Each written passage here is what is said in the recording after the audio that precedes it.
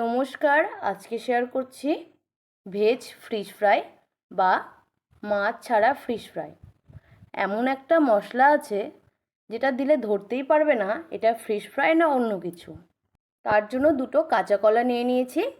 কাঁচা কলাটাকে এবার কেটে নেব। কাঁচা কলাটাকে দুভাগ করে কেটে নিতে হবে। এবার কাঁচা কলার চোচাটা আমি ছাড়িয়ে নিচ্ছি। কাঁচা কলার চোচা ছাড়ানো হয়ে গেলে কাঁচা কলাটাকে ফিশ ফ্রাইয়ের আকারে কেটে নিতে হবে। দেখুন আমি যেভাবে কাটছি আপনারা সেভাবে করবেন। এভাবেই আমি দুটো কাঁচা কলার চোচা ছাড়িয়ে এভাবে ফিশ ফ্রাইয়ের আকারে কেটে নিলাম।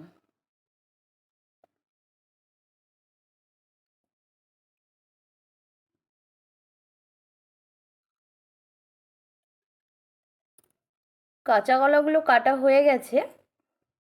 এবার আমি একটা কাঁটা চামচ দিয়ে একটু ফুটো ফুটো করে নিচ্ছি যাতে মশলাগুলো ভালো করে কাঁচা কলার মধ্যে ঢুকে যায়।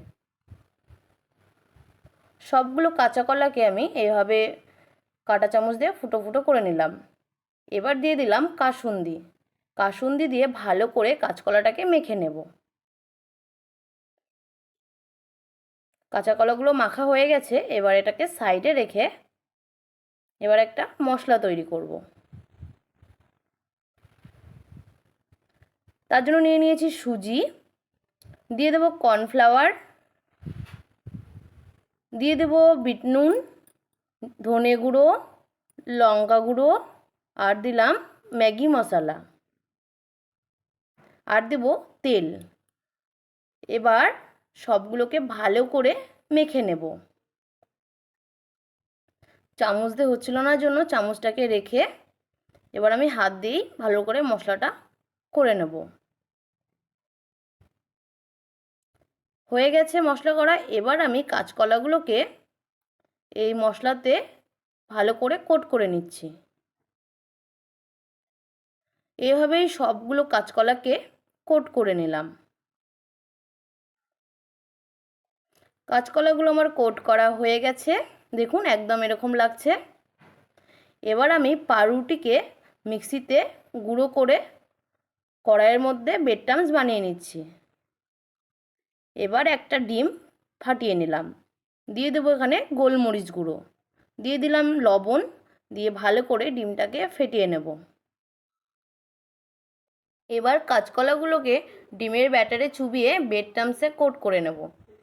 এভাবেই সবগুলো কাঁচকলাকে ডিমের ব্যাটারে চুবিয়ে কোট করে নিচ্ছি। দেখুন আমি প্রত্যেকটা কাঁচকলাকে ব্যাটারে চুবিয়ে ব্রেড ক্রাম্বসে কোট করে নিয়েছি।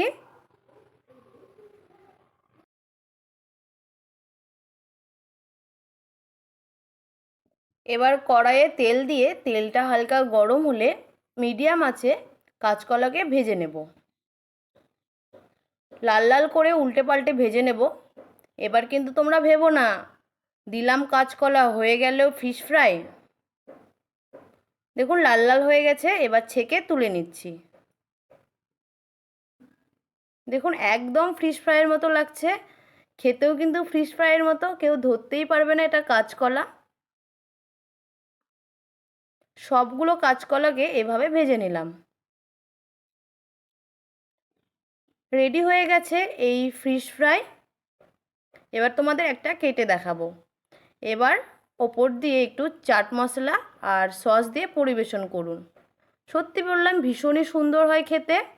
ভিডিওটা তোমাদের কেমন লাগলো অবশ্যই জানিও। ভালো লাগলে লাইক কমেন্ট শেয়ার করে দিও। ফেসবুকে দেখলে ফলো করে দিও, আর ইউটিউবে দেখলে আমার চ্যানেলটা সাবস্ক্রাইব করে দিও।